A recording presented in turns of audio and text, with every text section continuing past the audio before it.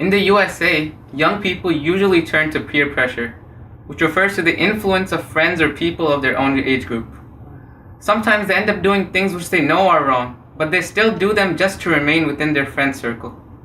For example, they say, "We know this is wrong, but what can we do? We are part of this society. If we don't act like them, they won't include us in their elite group and instead they will taunt us." In such a situation, what should we do? In addition, what guidance does Islam give us to protect ourselves from peer pressure? امریکہ میں عموماً نوجوان اپنے دوستوں کے حلقے میں دباؤ کا شکار ہو جاتے ہیں اور کبھی کبھار وہ ایسے کام کر بیٹھتے ہیں جنہیں وہ خود جانتے ہیں کہ یہ غلط ہے، لیکن پھر بھی صرف اپنے دوستوں کے حلقے میں شامل رہنے کے لیے وہ یہ کام کرتے ہیں۔ مثال کے طور پر وہ کہتے ہیں کہ ہم جانتے ہیں یہ غلط ہے، لیکن ہم کیا کریں، ہم اس معاشرے کا حصہ ہیں، اگر ہم ان کی طرح عمل نہ کریں تو وہ ہمیں اپنے حلقوں سے نکال دیں گے اور ہمارا مذاق اڑائیں گے۔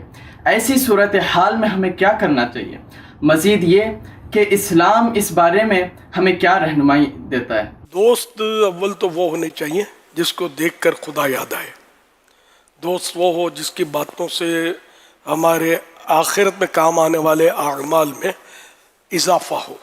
باقی رہا دنیا داری کے جو آج کل دوست ہوتے ہیں تو اس کی کوئی دینی مقصد نہیں ہوتا تو اس کی پذیرائی نہیں ہے۔ پھر یہ کہ اس کی وجہ سے گناہوں میں پڑنا یہ تو بہت خطرناک ہے۔ سورہ زخرف آیت نمبر 67 میں ارشاد ہوتا ہے، آسان ترجمہ قرآن کنز العرفان، اس یعنی قیامت کے دن گہرے دوست ایک دوسرے کے دشمن ہو جائیں گے سوائے پرہیزگاروں کے۔ ان جو پرہیزگار متقی نیک لوگ ہوں گے ان کے دوست تو وہاں کام آئیں گے، دوست رہیں گے، لیکن جو اس کے علاوہ جو دوست ہوں گے وہ ایک دوسرے کے گہرے دشمن ہو جائیں گے۔ صرف دشمن نہیں، گہرے دشمن۔ تو اس لیے دوستی کس سے کرتا ہے اس کو دیکھ لے۔ تو اب یہ کہ یہ جو اس سوال میں بیان کیا گیا وہ بھی ایک مفاد کی خاطر ہی ہے کہ ان سے دوستی کرنی پڑتی ہے، وہ بس وہ دل نہیں مانتا ان سے الگ تھلگ ہونے کو، دل پھنسا رہتا ہے، تو ان سے دل نکالنا ہوگا، ورنہ گناہوں سے بچنا بہت مشکل ہو جاتا ہے۔ ایسوں سے دوستی کرنے میں بہت سارے گناہ کرنے پڑتے ہیں،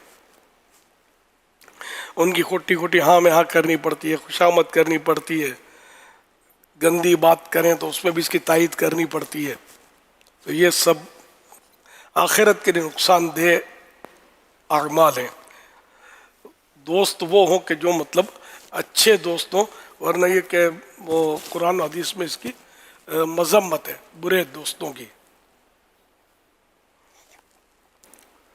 صلو علی الحبیب صلی اللہ علی صلی محمد۔ اللہ علی محمد